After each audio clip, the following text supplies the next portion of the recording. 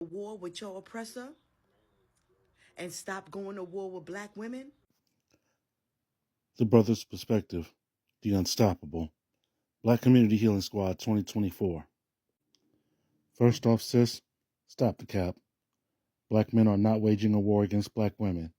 They have not waged one, and they will never wage one. Rightfully holding you accountable for playing your role in weakening and being self-destructive towards not only black men, but the BC is not waging war. If there's one thing that black men know, they know that the BC is far too weak to wage a war. And one of the reasons is we don't have the numbers. And one of the chief reasons that we don't have the numbers has nothing to do with black men, but has everything to do with toxic, unhealed, and misandrous black women. Meaning, if anyone's going to war against their own in the black community, it would be misandrous black women waging war against black men. How do we know this? We can add up all the lives that brothers with pew-pews have taken, and it wouldn't be a quarter of the amount that have been taken at the hands of black women who are sexually irresponsible and terminated black life when their baby traps did not work. This is why the statistical fact is that the most dangerous place for a black life to be is in the womb of a black woman, not at the other end of a gun held by a black man. And let's talk about the culture of misandry that unhealed, toxic, and low vibrational black women have concerning black men, because that's the war y'all are waging with us. Ever since y'all sided with the oppressor via the family court system, as well as feminism, the black community has never been the same. It's been getting weaker and weaker year by year with every false narrative y'all put out and every man-hating mindset that y'all put out. Brothers Ben had y'all backs. We've made movement after movement after movement after movement showing y'all we've had y'all backs. And one of the chief things that brought those movements down was the number of toxic and misandrous black women who joined them. Now, a lot of you are simply just being sexually irresponsible and committing genocide for the oppressor in the abortion clinics. So you toxic and black men hating black women are 2 feet in with the oppressor. This is one of the reasons why my good sister Pink Book Lesson said, "You're William Cartwright's woman. You're not the black man's woman anymore.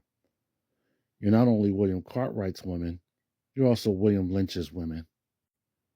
Because toxic, unhealed, man-hating sisters like you are giving good sisters who still love black men, looking out for them, a bad name. The only reason you're making false claims of black men having a war with y'all is because you don't want to be responsible for your own actions, for your own mindsets, and your own behavior patterns, which have played a crucial part in the weakening of the BC for the colonizer. This is why smart black men are being silent about a war. We don't have the power, we don't have the finances, we don't have the numbers to go to war even if we wanted to. So the best bet for our community to grow, for our community to become powerful, and for our community to live in peace would be to concentrate on our own strength and forget about war. Kind of like the currently smarter cultures in America, like the Asians. If they want a war in time, then they'll address it when the time comes. Till then, they're learning to live peacefully and strategically. That's what we should be on. But sisters like you, who are killing black life through your wombs, abusing black life that comes out of your womb, and then hating on black men because you can't baby trap and control them, y'all are talking about we should go to war. Why? Why should we go to war when we don't have the numbers? You want us completely killed off? And you're talking about black men going to war with black women? Stop the cap, sis. You sound like you're taking orders from the colonizers to have us all wiped out.